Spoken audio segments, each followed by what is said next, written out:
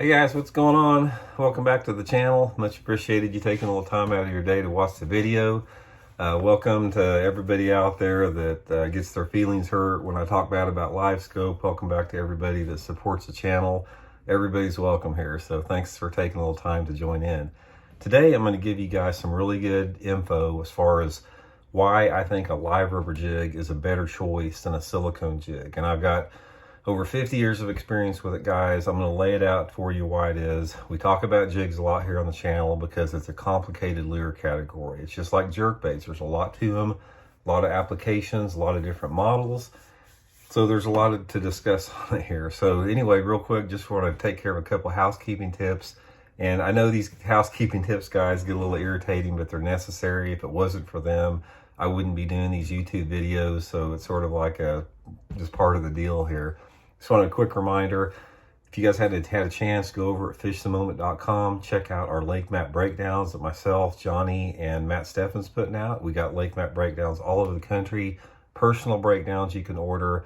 Just a great resource to learn more about lakes you want to know more about, fishthemoment.com. And also I want to talk a little bit about the Block It Old School jig. You guys, we just about got all the orders filled after that first swamp. We got swamped the first week.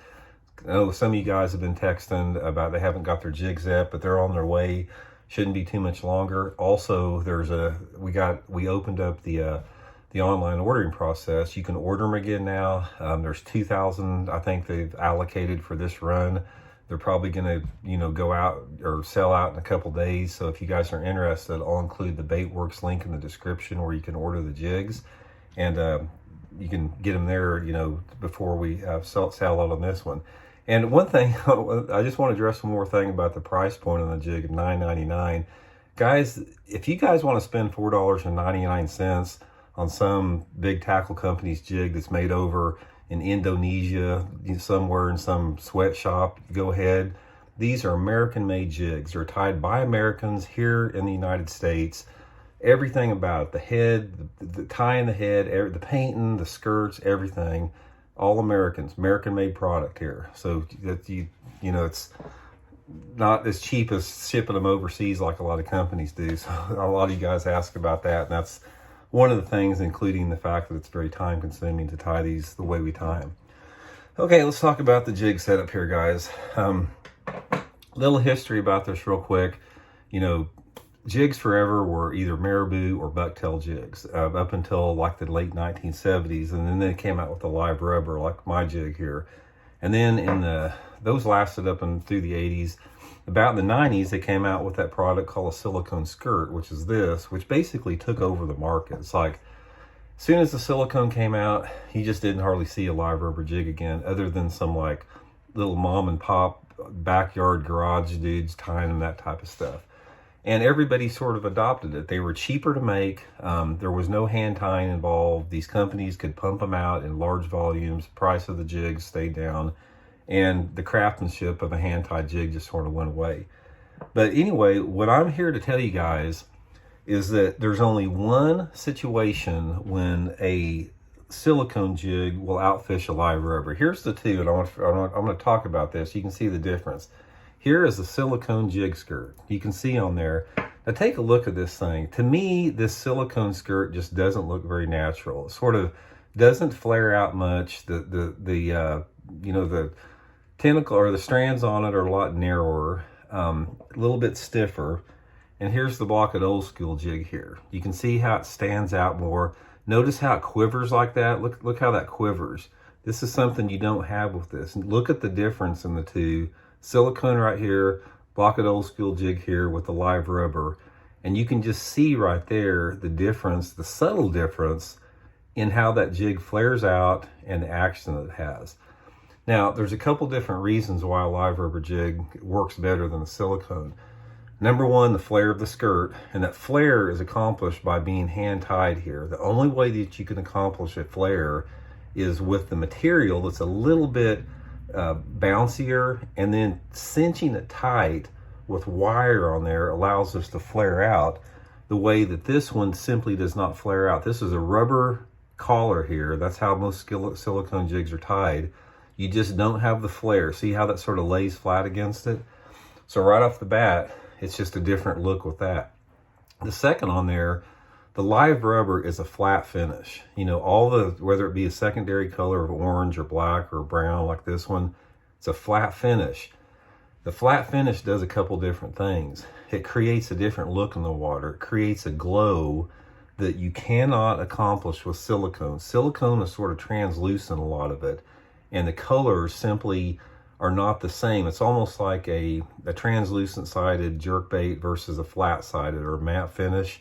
The look is different, and that's the primary reason that a live rubber jig gets more bites and gets bigger bites than silicone, is the way this jig glows in the water versus a silicone that doesn't glow.